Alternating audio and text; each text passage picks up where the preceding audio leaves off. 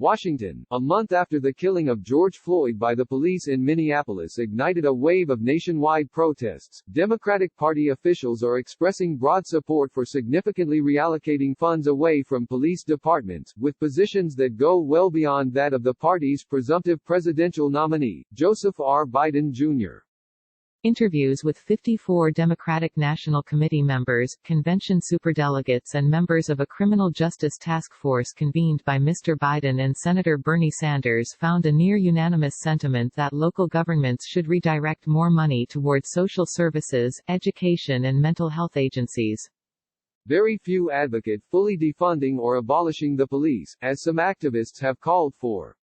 But they are aligning themselves, as have city councils in Milwaukee, Minneapolis, Denver, Portland, Oregon, and other cities, with an increasingly popular movement to drastically rethink the priorities surrounding law enforcement. Their views exceed those adopted by Mr. Biden, who opposes defunding but has proposed policing changes and said that federal aid to police departments should be conditioned on meeting basic standards of decency and honorableness. They also go further than what the Biden-Sanders task force will recommend to the party's platform committee and the Biden campaign later this month, according to several members of the group. Governments are going to have to look at how they can reallocate money, said Harry Reid, the former Senate Majority Leader. Of course it's a good idea if we have more social services rather than police, because police are to be our guardians rather than warriors. There are a lot of things we'd rather have a sociologist work through rather than a guy with a gun and a holster. The issue could prove delicate for Mr. Biden as he works to unite the party's disparate factions, including a still skeptical progressive wing, into a coalition that can defeat President Trump in November, while rebutting the president's strategy of attacking Democrats as weak on law and order. There is clear tension not only between Mr. Biden and the party's base, but between the moderate voters Mr. Biden needs to win the general election and the more liberal voters who populate Democratic primaries. A New York Times and Siena College national poll released this week shed light on the diverging viewpoints. It found 63% of registered voters oppose spending less money on the police. But among Mr. Biden's supporters, 55% favor reducing the amount of resources spent on law enforcement. Stacey Walker, a county supervisor from Cedar Rapids, Iowa, whom Mr. Sanders appointed to the Criminal Justice Task Force, supports the movement to defund police departments and has been pushing the Biden-Sanders task force toward more sweeping proposals. He suggested that Mr. Biden had not yet caught up to the energy and sentiment that is currently motivating many in the party.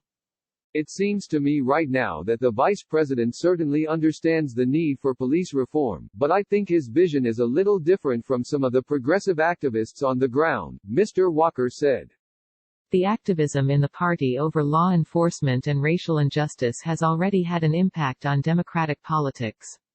It helped boost Jamal Bowman to a wide lead over Representative Eliot Engel in a New York primary election on Tuesday, and elevated Charles Booker into position to score an upset in the Kentucky Senate primary. More evidence emerged this week that incremental change isn't sufficient for Democratic lawmakers, as Senate Democrats blocked a Republican-led effort toward changing police practices that they said did not do enough to address racial inequities. Of the 54 Democratic officials surveyed, only 4 said they opposed shifting funds away from law enforcement agencies. When it comes to the police, it seems they have to do every job that is asked of them, said former Mayor Joseph R. Paulino Jr. of Providence, Rhode Island, who is a member of the DNC. I feel strongly that they are here to protect us from crime and that they deserve our support.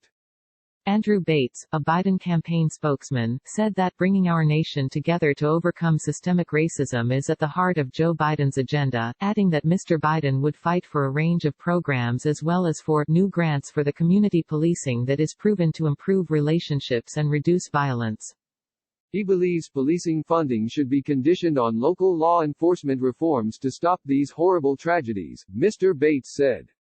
The issue of reallocating law enforcement funds is so new to the mainstream Democratic Party discussion that during the entirety of the 2020 presidential primary, not a single major candidate uttered the phrase, defund the police. Instead, Mr. Sanders touted his tenure as mayor of Burlington, Vermont, when he gave police officers pay raises. His campaign was centered on divisions related to economic injustice, rather than the explicit calls for racial justice that have animated the demonstrations since the Floyd killing. Those of us who supported Bernie in 2016 and this year have a lot to learn about racial justice and policing, said Larry Cohen, the chairman of the Sanders-aligned group Our Revolution. It is a core issue that must be directly addressed and not just as part of broader issues. Even Julian Castro, the former housing secretary who offered the most far-reaching criminal justice proposals among the 28 Democrats who ran for president, didn't call for spending less money on law enforcement. He said recent events had cast into sharp relief the need to adjust the approach to that issue. Cities spend a huge portion of their local budgets on traditional armed policing when situations on the ground don't require traditional armed policing, said Mr. Castro, the former mayor of San Antonio. There's no question that what's happened in the last few weeks has channeled, directed and broadened the calls for change. Demands to reduce police funding range from abolishing departments entirely, and immediately, to phasing out tasks that have long been assigned to law enforcement. Ted Terry, a DNC member who is the former mayor of Clarkston, GA, called for a 50% reduction in police budgets over 10 years. Racial justice is absolutely the most prominent and important issue right now, Mr. Terry said. Yet while his party pushes for allocating fewer resources to police departments, Mr. Biden has proposed directing an additional $300 million toward local law enforcement community policing efforts, funds his campaign said would come with restrictions on use of force rules and requirements that departments spend more on social programs. There is some hope among Democrats advocating change that Mr. Biden will eventually adopt policies reversing his career-long direction of funneling more federal funds to police departments. If he stopped here I wouldn't be satisfied, but I know that he is evolving, said Ron Harris, a Democratic National Committee member from Minneapolis. He is listening and I anticipate that the more he listens and the more we advocate for these things that he'll respond accordingly. The issue has complicated matters on the Criminal Justice Task Force that was formed by the Biden and Sanders campaigns after Mr. Sanders dropped out of the race and endorsed Mr. Biden. When it was first convened in mid-May, the Group of Eight was expected to focus on the decriminalization of marijuana and phasing out the for-profit private prison system. After Mr. Floyd's killing, the conversation turned toward policing, and the task force has considered proposals as robust as abolishing police departments entirely. In the end, though, the group's recommendations to the Biden campaign and the DNC's platform committee will not include reducing money for law enforcement, according to people familiar with its plans.